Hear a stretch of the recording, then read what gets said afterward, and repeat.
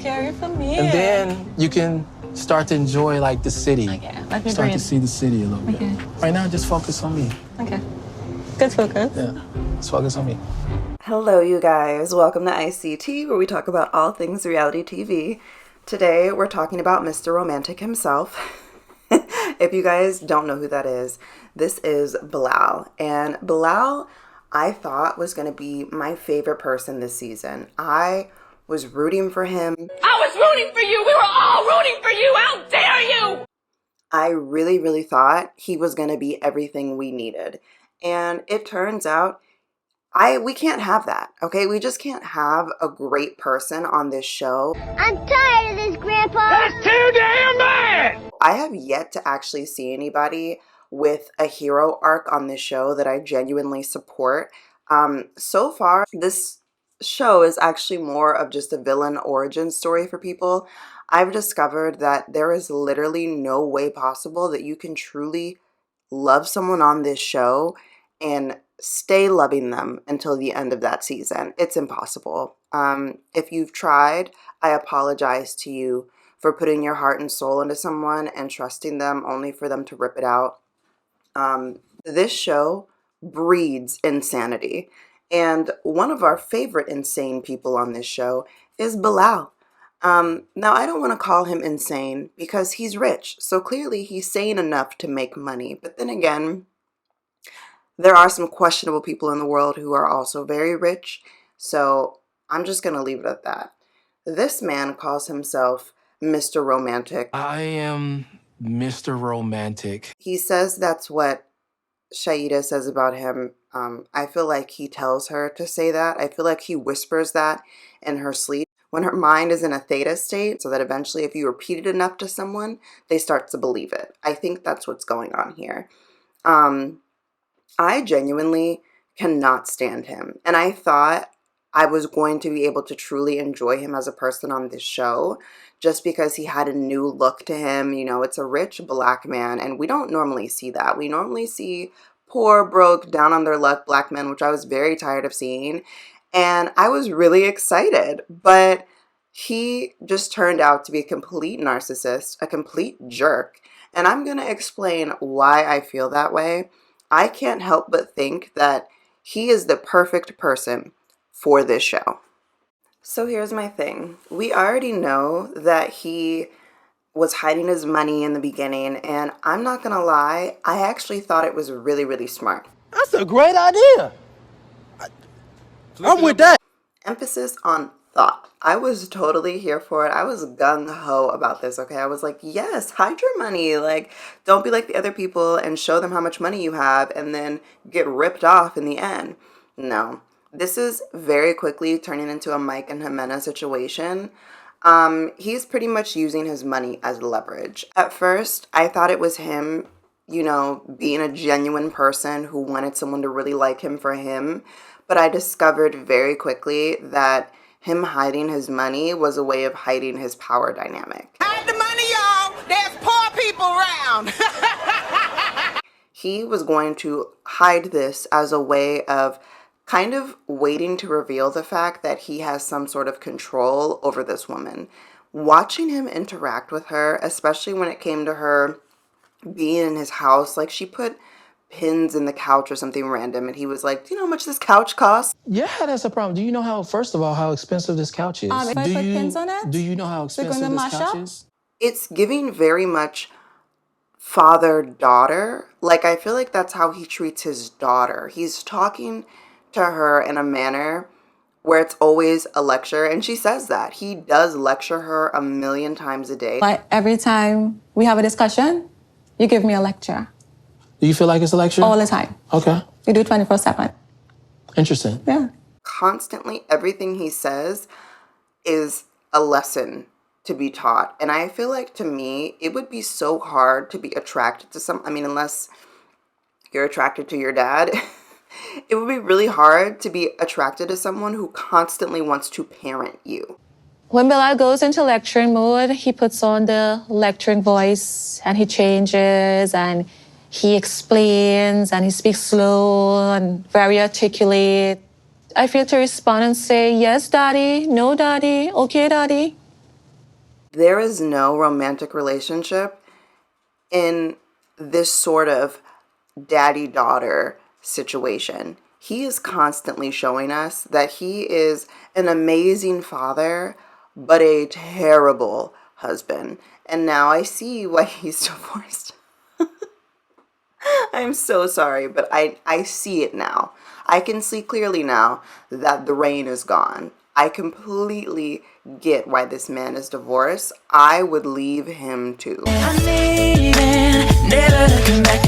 Anyways, moving forward, Bilal decides that he's gonna take her on a date, and they go to a Ferris wheel where he pretends it's VIP or whatever. Still a lot more that we need to talk about before we get married. Hey, we're not going that way. We're actually going this way. VIP. But for now, since she's never been here, I plan a nice date for us. But he takes her on a Ferris wheel and he decides it's a perfect time to bring up the prenup. What an amazing time to bring up such a serious topic, you know? We're looking at the view, it's scenic, life is great, everything seems to have just faded away, all of our problems have just blown away, and why not bring up the prenup? Let's focus on me. Okay. Good focus. Yeah, let's focus on me. Yeah, the whole focus on me thing, that would not work for me. I would actually be even more terrified than what I was before we got on.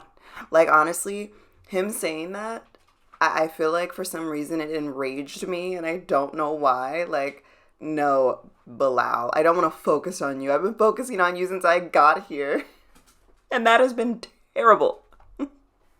It's probably not the best time. It is for sure not the best time. In hindsight, I probably should have picked a better time to do that. Really? You don't say, Bilal. You probably should have picked a better time to do that. I love that there's just a blank expression of like nothingness on his face. Like he's just stuck. He's just stuck there like, yeah, this was not a good idea. No, it wasn't. And you knew that, but you followed through with it anyway. We got an email. Yeah. The contract, the marriage contract. The prenuptial agreement. I feel like my beef with prenups actually have nothing to do with the prenups themselves. It's more or less just how they're brought up. I am in complete shock right now. Before I came here, Bilal had only mentioned the idea of a prenuptial agreement, and I was adamant that it was not for me. I feel like it is literally, to me, I don't think there's anything necessarily wrong with it. I mean, things do happen, life happens. You do want to protect yourself and your assets at the end of the day, especially if you worked hard for something. You don't want to end up in a divorce and that makes you lose everything that you worked hard for.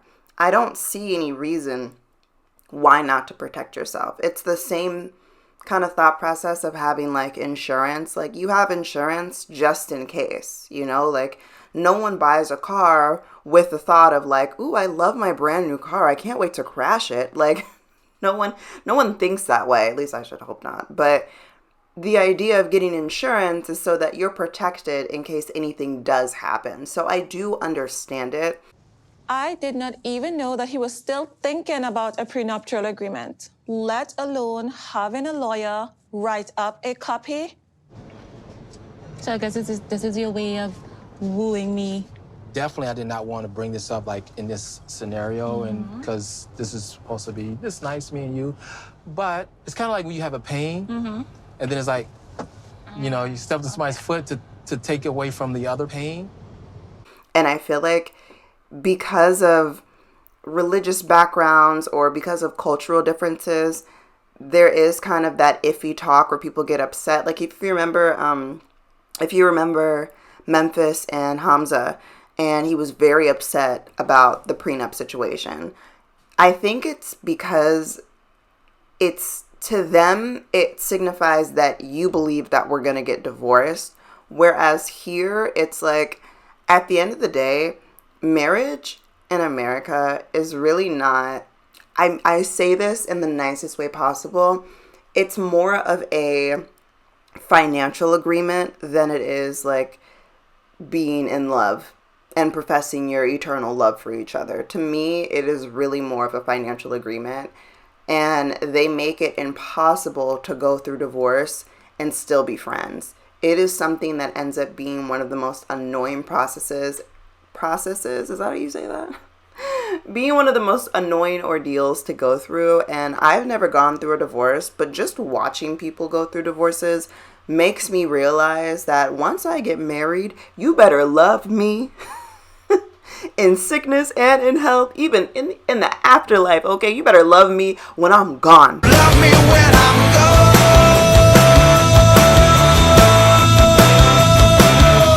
Because I'm not paying for this stuff. I'm not paying for it. I don't want to deal with it. It just seems like a pain to have to go through a divorce with someone, let alone go through a financial fight and argument and have to settle. Like, I just would not want to deal with that. I just have to be as real and as transparent as possible. I do not like Bilal. I thought I was going to enjoy him as a person. Shaeeda is gorgeous. She's so beautiful. I was so excited for them to be great. I was like, oh my God, they're Muslim, they're black. This is going to be great. New taste in my mouth. No. Bilal absolutely sucks. He is a narcissist to the extreme. He's a jerk. He truly has no sense of empathy at all. Like, I don't need him to be an empath, but I need him to at least have some sort of compassion, and I need him to get over the house.